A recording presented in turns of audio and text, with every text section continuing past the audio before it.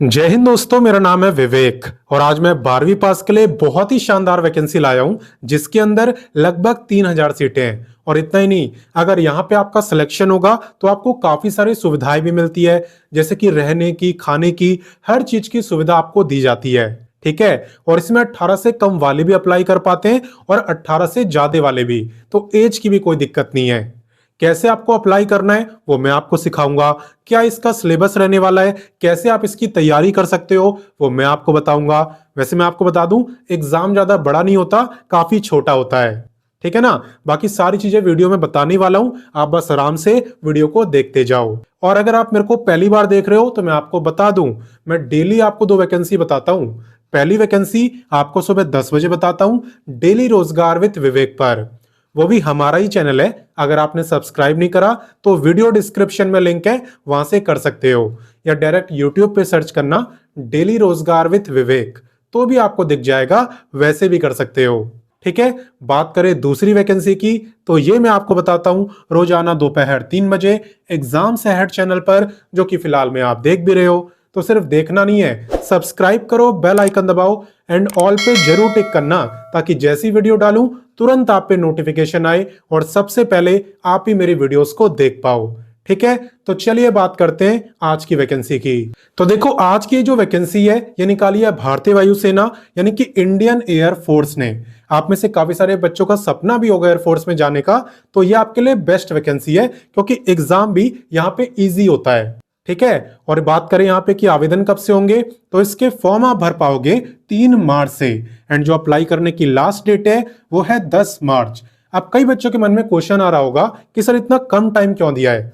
तो देखो, टाइम कम नहीं दिया है, बल्कि एक्स्ट्रा टाइम दिया है।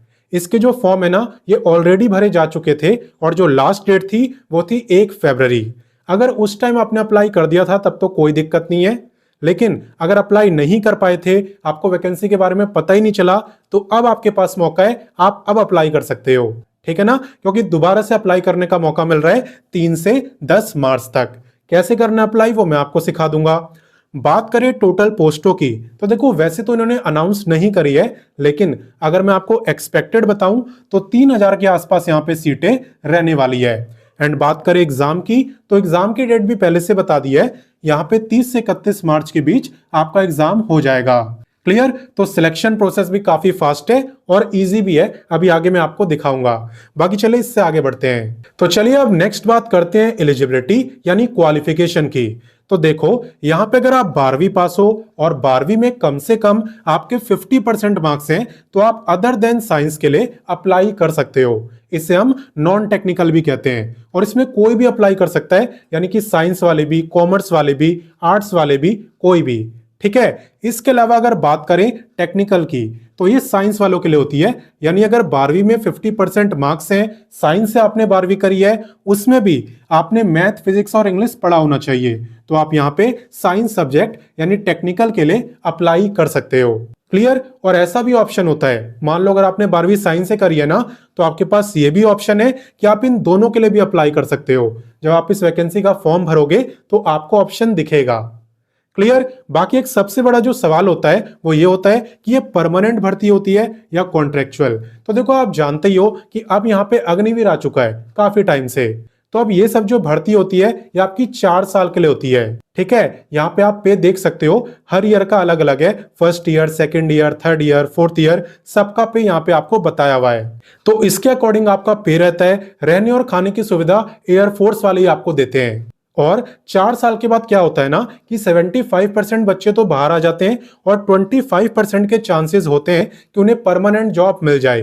ठीक है। एयरमैन की पोस्ट आपको मिल सकती है अगर उन्हें जरूरत होगी। और वैसे फायदा यह भी होता है कि अगर आप डिफेंस लाइन के फॉर्म भरो, अगर आप पुलिस लाइन में जाना चाहो, तो वहां पे अग्निवीर वालों के लिए रिजर्वेशन रहता है, तो वहां पे भी आपको बेनिफिट मिलता है। क्लियर। और बाकी सपना तो सपना होता है, चाहे 4 साल का काम करने का मौका मिले, चाहे 40 साल का।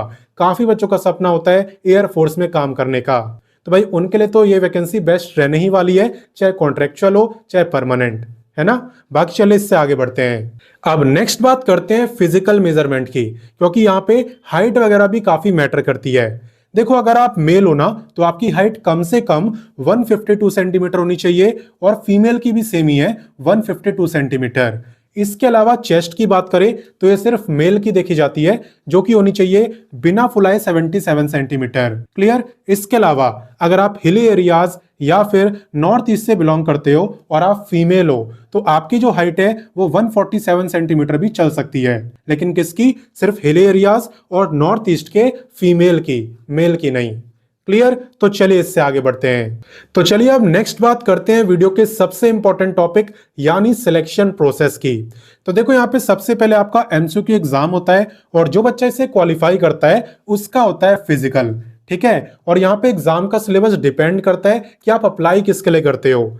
जैसे कि अगर आप अदर देन साइंस में अप्लाई करोगे तो आपके 30 क्वेश्चन आते हैं रागा से यानी रीजनिंग और जनरल अवेयरनेस से, और 20 क्वेश्चन आते हैं इंग्लिश से, यानी कि कुल मिला के 50 क्वेश्चन आते हैं। और जो टाइम आपको मिलता है वो मिलता है 45 मिनट का। हर एक क्वेश्चन आपका एक ही मार्क का रहता है और 0.25 मार्क की नेगेटिव मार्किंग। ये मैंने आपको बताया अदर देन साइंस का। अब हम बात करेंगे साइंस वालों की। साइंस के अंदर 20 क्वेश्चन आते हैं इंग्लिश से, 25 मैथ, 25 फिजिक्स, और जो टाइम आपको मिलता है वो मिलता है 60 मिनट का। यहां पे भी सेम है, हर एक क्वेश्चन एक ही मार्क का और 0.25 मार्क की नेगेटिव मार्किंग। और मैंने आपको बताया था एक ऑप्शन ऐसा भी होता है कि आप साइंस और अदर देन साइंस दोनों में अप्लाई कर सकते हो। तो आपका जो एग्जाम है वो एक ही होता है लेकिन कंबाइन होता है। यहाँ पे आप देख सकते हो बोथ वाले में आपसे टोटल 100 क्वेश्चन पूछे जाते हैं। 25 होते हैं मैथ के, 20 इंग्लिश, 30 होते हैं रागा यानी रीजनिंग और जनरल अवेयरनेस, और 25 होते हैं फिजिक्स के। ठीक है। सबको प्लस करोगे तो हो जाएंगे 100 क्वेश्चन, और टाइम आपको जो मिलता है वो मिलता है 85 मिनट का। हर एक क्वेश्चन एक ही मार्क का रहता है और 0.25 मार्क की नेगेटिव मार्किंग। क्लियर। अब आपके मन में एक और डाउट आ रहा होगा कि सर हम इसकी तैयारी कहां से करेंगे। तो देखो, आप वीडियो के डिस्क्रिप्शन में जाना, वीडियो के डिस्क्रिप्शन में मैंने आपको बुक्स दे दी है, सभी बुक आपको मिल जाएगी जिससे कि आप इस गवर्नमेंट जॉब की तैयारी आराम से कर पाओ। ठीक है। बाकी चलिए आप फिजिकल की बात करते हैं, क्योंकि एग्जाम के बाद आपको फिजिकल टेस्ट भी देना है, जब आपका रिजल्ट वगैरह आ जाएगा ना उसके बाद। तो चलिए अब बात करते हैं कि फिजिकल टेस्ट में क्या होता है। तो देखो, सबसे पहले आपको रनिंग करनी होती है। अगर आप मेल हो तो आपको 7 मिनट में 1600 मीटर भागना होता है और फीमेल को 8 मिनट का टाइम मिलता है। इसे क्वालिफाई करने के बाद यानी 10 मिनट बाद आपका होता है पुशअप्स। मेल को यहाँ पे 10 पुशअप्स करने होते हैं जिसके लिए आपको 1 मिनट का टाइम मिलता है, और पुशअप्स करने के 2 मिनट बाद आपको 10 सिटअप्स करने होते हैं, फिर 2 मिनट बाद आपको 20 स्क्वाट्स लगाने होते हैं। ठीक है। ये तो ही मेल की बात। इसके अलावा फीमेल की बात करें तो रनिंग के 10 मिनट बाद आपको 10 सिटअप्स करने होते हैं, फिर 2 मिनट बाद आपको 15 स्क्वाट्स करने होते हैं। ठीक है। तो ये होता है आपका फिजिकल टेस्ट, जो कि आपको स्पोर्ट शूज और ट्रैक पैंट्स पहन के देना होता है। अब नेक्स्ट बात करते हैं एज लिमिट की। तो मैं आपको बता दूं यहाँ पे एज लिमिट में चेंजेस हुए हैं। ठीक है ना। यहाँ पे अगर आपकी डेट ऑफ बर्थ 1 जनवरी 2005 से लेके 1 जुलाई 2009 के बीच में आती है तो आप इस वैकेंसी में अप्लाई कर पाओगे। ठीक है। यानी कि अब जो यहाँ पे मैक्सिमम एज है वो 22 ईयर्स हो गई है। इसके अलावा मैं बता दूं किसी को भी रिलैक्सेशन नहीं मिलने वाला, यही आपकी फाइनल एज लिमिट है। अगर इसके बीच में डेट ऑफ बर्थ आती है तो अप्लाई कर सकते हो, नहीं आती तो नहीं कर सकते। सिंपल। कैसे अप्लाई करना होता है वो मैं आपको सिखाऊंगा, लेकिन पहले एप्लीकेशन फी देखते हैं। देखो, एप्लीकेशन फी यहाँ पे सेम है, आप चाहे किसी भी कैटेगरी से हो कोई फर्क नहीं पड़ता। आप देख सकते हो general, OBC, EWS, SC, ST सबकी सेम है 550। क्लियर। अब इस वैकेंसी में अप्लाई कैसे करना है वो तो बताऊंगा ही, लेकिन उससे पहले सेंटर में आपको बता देता हूं।